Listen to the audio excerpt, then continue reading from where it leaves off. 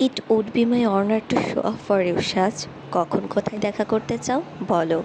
Shayan Hamid will be there any time and anywhere for you. ধরপড়িয়ে ওঠে সাজের হাত থেকে পড়ে যায় ফোনটা। বিছানায় অনড় হয়ে বসে বিস্ফোরিত চোখে সেকেন্ড দুই সেটার দিক তাকিয়ে রইল সাজ। যেন বুঝে উঠল না ঠিক কী শুনল নাকি ভুল। পরের সেকেন্ডেই দু হাতে ফোনটা হাতে নিল। এলোমেলো হাতে আগে নিজের কমেন্টটা ডিলিট করলো, তারপর আবারও সামনে ফেলে দিল ফোনটা। সাজের ভেতর থেকে শ্বাস বেরোতে চায় না। দিবার কথা শুনে ও সত্যিই সায়ন্যর সাথে যোগাযোগের উপায় খুঁজছিল। হুট করেই ওর মনে পড়ে অভ্র একবার মেজাজ খারাপ করে সায়ন্যকে নিয়ে বলেছিল সব দোষ ওই রেডিও মাস্তির আর্জের। আর একটু খোঁজ করতেই সাজ বুঝে গিয়েছিল রেডিও মাস্তির দ্য সায়ন্য শো এই সায়ন্য হামিদেরই অনুষ্ঠান। লাইভ অনুষ্ঠানে কমেন্ট করে ও ব্যাস বাজিয়ে দেখতে চাইছিল ওর কমেন্ট আদৌ সায়ন্যর চোখে পড়ে কিনা। সে যে ওর কমেন্ট পড়ে 1 ইয়ারে তার প্রতি উত্তর করবে তা তো ওর কল্পনাও করেনি। সুজি আয়েশা শুয়ে শুয়ে শরীর পরিষ্কার করছিল। সাজের হাত থেকে প্রথম দফায় ফোন পড়ে যেতে দেখে আটকে গিয়েছিল ও। দ্বিতীয় দফায় সাজের হাত খালি হতে দেখে ও উঠে আসলো। সবটুকু জোর খাটিয়ে সাজের গায়ের সাথে গা ঘেঁষল। সুজি আশা করছিল দম মেরে বসে থাকা সাজ অমন করতে দেখে ওকে কোলে নেবে, কিন্তু তা হয় না। ঠিক তখনই বাইরে থেকে শোনা যায় ছোট তালুকদারের ডাক, আপুই বাইরে আয়। ওড়না মুঠো করে সাজ বিছানা ছেড়ে দাঁড়ায়, ফোন চার্জে লাগিয়ে বেরিয়ে যায় রুম থেকে। সুজি বিছানার ওপর স্থির হয়ে দাঁড়িয়ে দরজায় তাকিয়ে রইল। জ্বালানোর পাশাপাশি মাঝে মাঝে অভ্রকে কামড়ে খামচে দেবার প্রচণ্ড ইচ্ছা জাগে ওর। আপাতত এটা সেই মাঝামাঝি সময়টা। অভ্রর জন্যই এখন সাজ ওকে চোখে দেখল না। ওড়না দুখাদে দিয়ে সাজ বাইরে আসলো। ড্রয়িং রুমে মোশাররফ তালুকদার মাশফিককে কিছু কাগজপত্র বুঝিয়ে দিচ্ছিলেন। মিসেস মোশাররফ আহিকে কোলে করে বসা, রবিও সেখানেই। অভ্র ফোনে গেম খেলতে ব্যস্ত। সাজ ক্ষুদ্র শ্বাস ফেলল। অভ্র আগে অনলাইন গেম খেলতো না। এই কয়দিন যতবারও ভাইকে ফোনের কাছে দেখেছে গেম খেলতেই দেখেছে। আসিফ তালুকদার সেই সময় আইসক্রিমের বক্স হাতে বাসার ভেতর ঢুকলো। ব্যাগটা সাজের হাতে দিয়ে বলল, ম্যাঙ্গো ফ্লেভার তোর ফেভারিট। আমেরই সিজন চলছে আসিফ, টাটকা আম যখন ঘরেই আছে আইসক্রিমটা অন্য ফ্লেভারের আনতে। রবির কথায় উচ্ছ্বল সাজ দমে গেল, তবে আসিফ স্ত্রীর কথায় গুরুত্ব দিল না। বেসিনে গিয়ে হাত ধুতে ধুতে বলল, অব্রত স্ট্রবেরি খায়, ওটা আবার আমার পছন্দ না। কিন্তু আমার তো বেশ লাগে। অ্যাজ এক্সপেক্টেড অভ্রর পছন্দই তোমার পছন্দ, তাই বলে সিজারিয়ান অপারেশনের পর আমি এখন তোমার পছন্দের আইসক্রিম আনবো রুবি? আসিফ মেয়েকে কোলে নিয়ে সোফায় বসে গেল। দুজনের কথা শুনে ড্রয়িং রুমে সব মাথা দুলিয়ে হাসলো। রুবি সাজকে দেখলো, সেও হাসতে হাসতে কিচেনে চলে গেছে।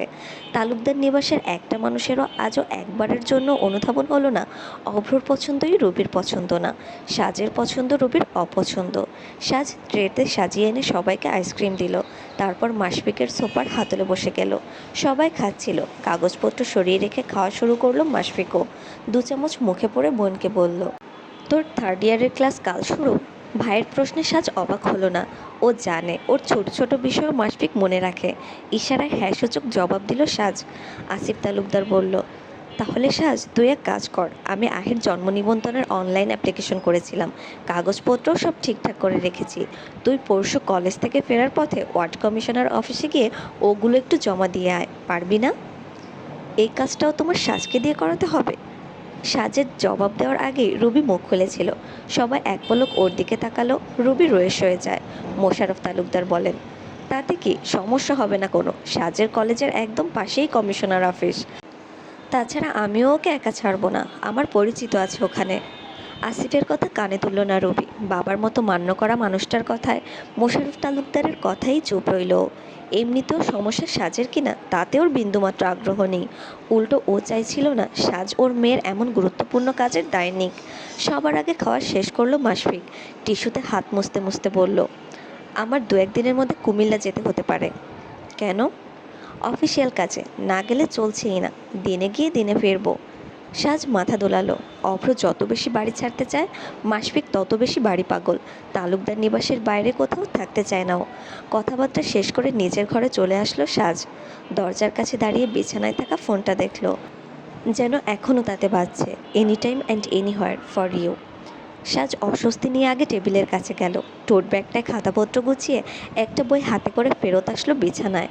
আর চোখে চেয়ে রইল ফোনের দিকে। কি হলো ওর? পড়ার উদ্দেশ্যে আনা বইটা সরিয়ে রেখে লাইট অফ করে কাঁথা মুড়ি দিয়ে শুয়ে পড়ল ও।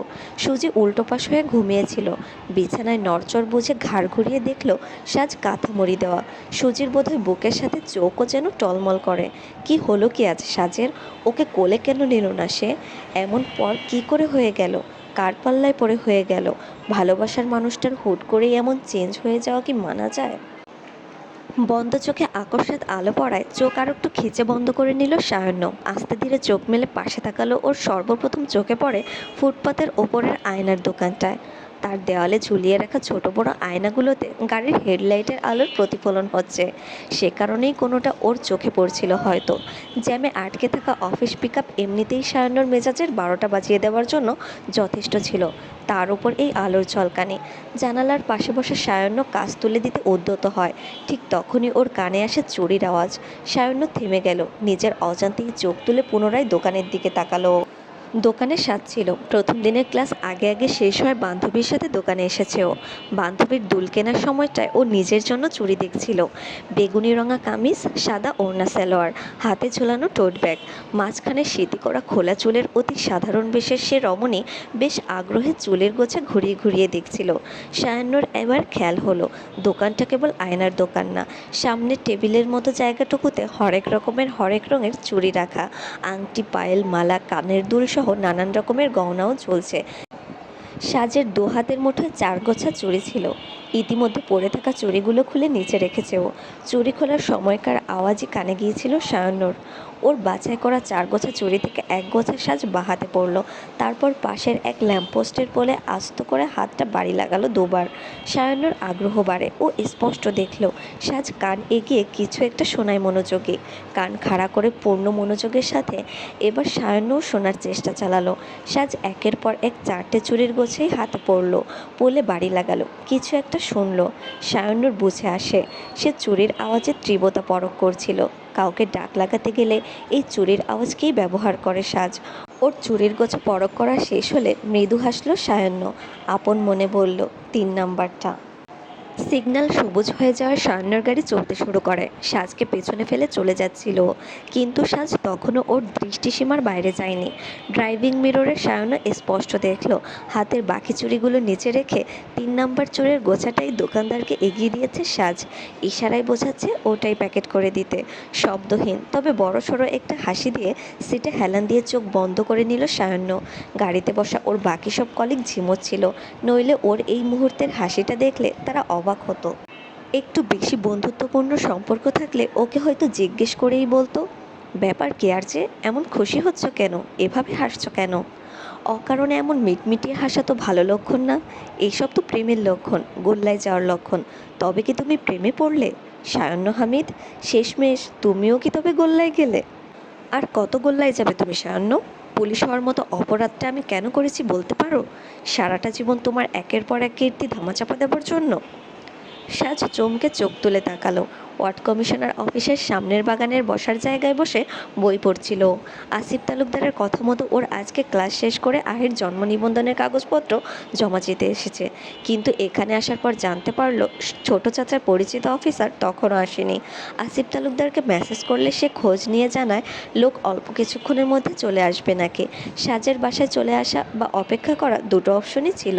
ও অপেক্ষা করাকে বেছে নেয়। এর মাঝে আকস্মাৎ সায়ন্যর নাম কানে আসে ওর।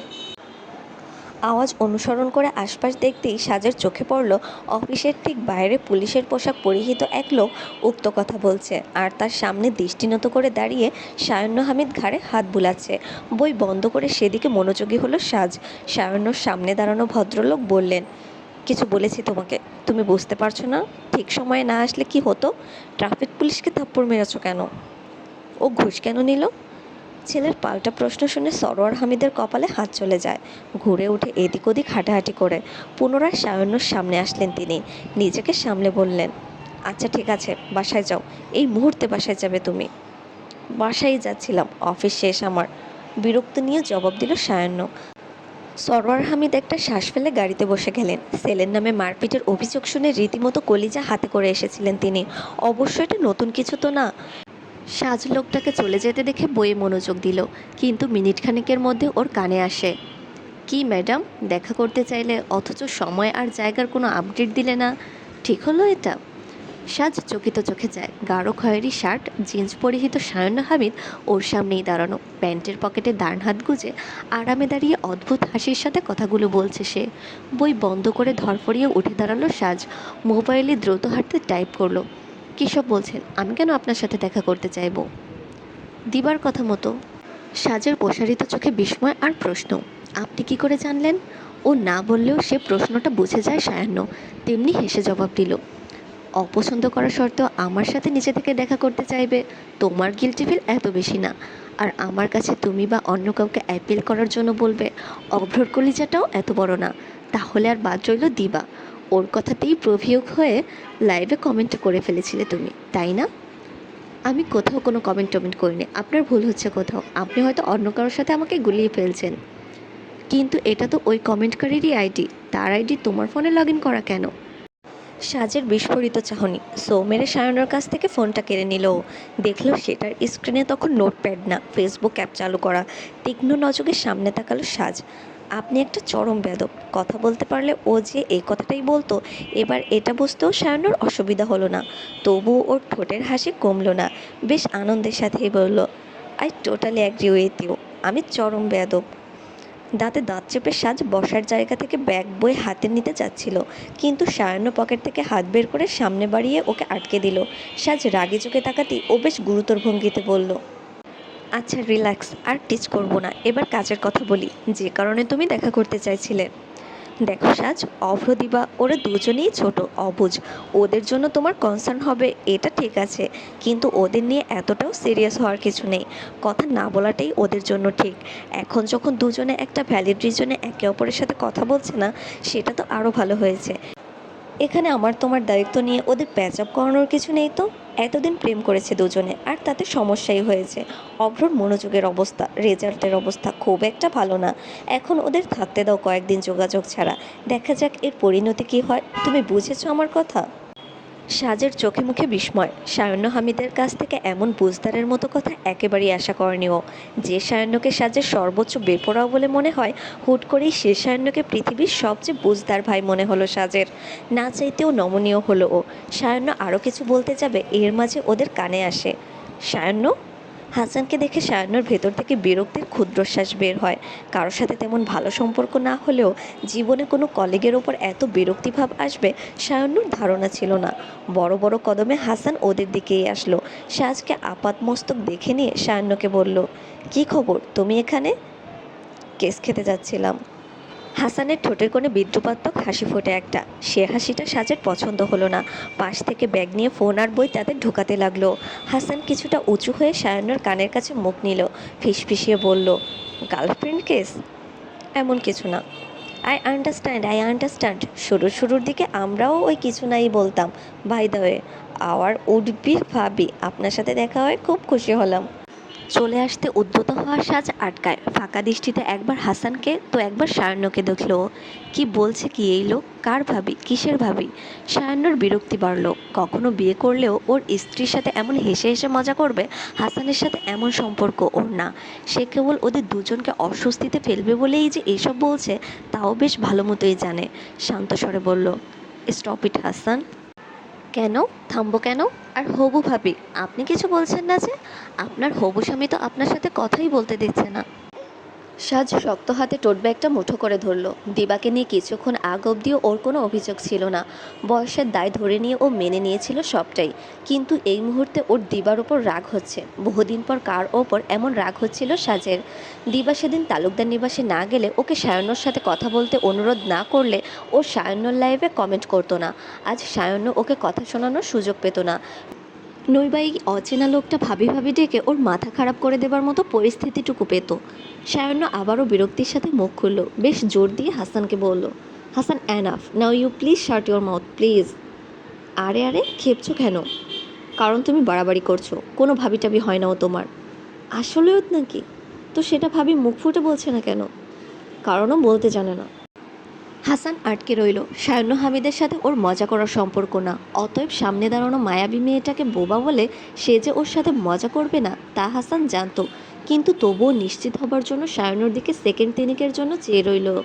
অতপর যখন বুঝলো ওর ধারণা সত্য, সায়ন হামিদ ওর সাথে মজা করছে না, জোরালো একটা হাসি দিল হাসান। হাসতে হাসতে গা এলিয়ে দুলিয়ে বলল, আরে ওয়াও বোবা ভাবি, জোস মিলছে তোমাদের।